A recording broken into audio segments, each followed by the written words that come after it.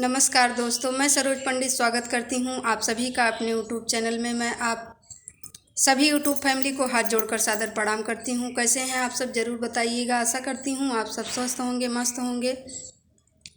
मैं आप लोगों के बीच एक छोटा सा कन्यादान गीत सुनाने जा रही हूं।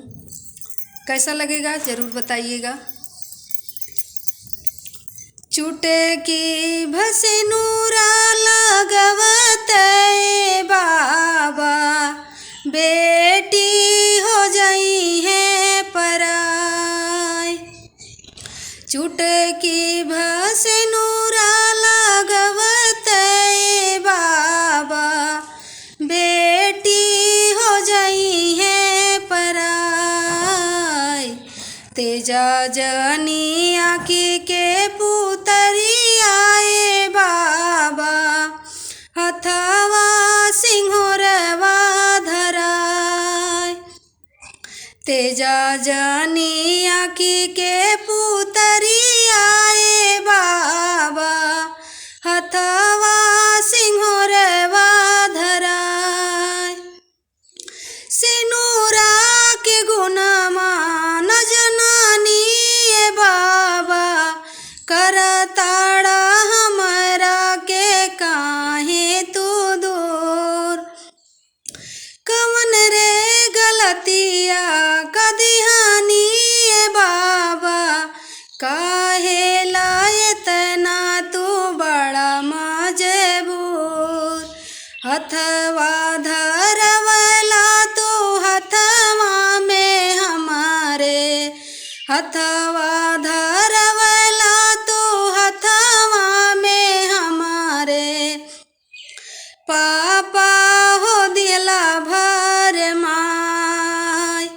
तेजा जनी आँखी के पुतरी आए बाबा, हथवा सिंहोरवा धराय। तेजा जनी आँखी के पुतरी आए बाबा, हथवा सिंहोरवा धराय। चुटकी भसनुरा लगवत बाबा, बेटी हो जाई है पराय। तेजा जनी आँखी के पुतरी आए बाबा, हथवा सिंहोरवा धराय। तेजे के रहता काहे सटला कर जवा, दूसरा से हथवा धराई दिहला। टुकुर टुकुर ताकता नयनवा अंगनवा, ऐसन ए बाबा सजाई दिहला। तेजे के रहता काहे सटला कर जवा, दूसरा से हथवा धराई दिहला। टुकुर टुकुर ताकता नयनवा अंगनवा, बाबा हो ऐसन सजाई दिहला।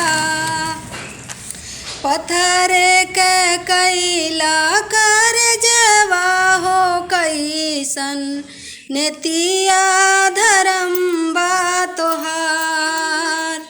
तेजा जनी आँखी के पुतरी आए बाबा, हथवा सिंहोरवा धराय।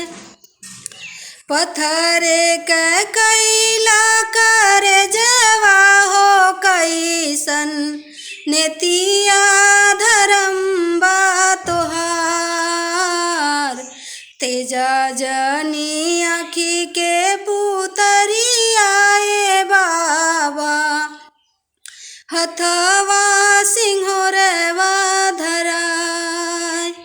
तेजा जनी आँखी के पुतरी आए बाबा, हथवा सिंहोरवा धराय।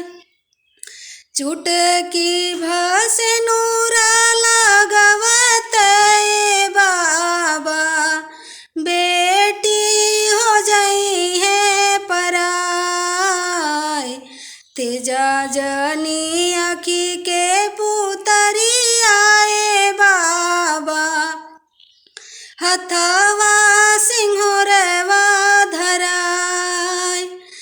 जजनिया की के पुतरी आए बाबा, हथवा सिंगोरवा धरा।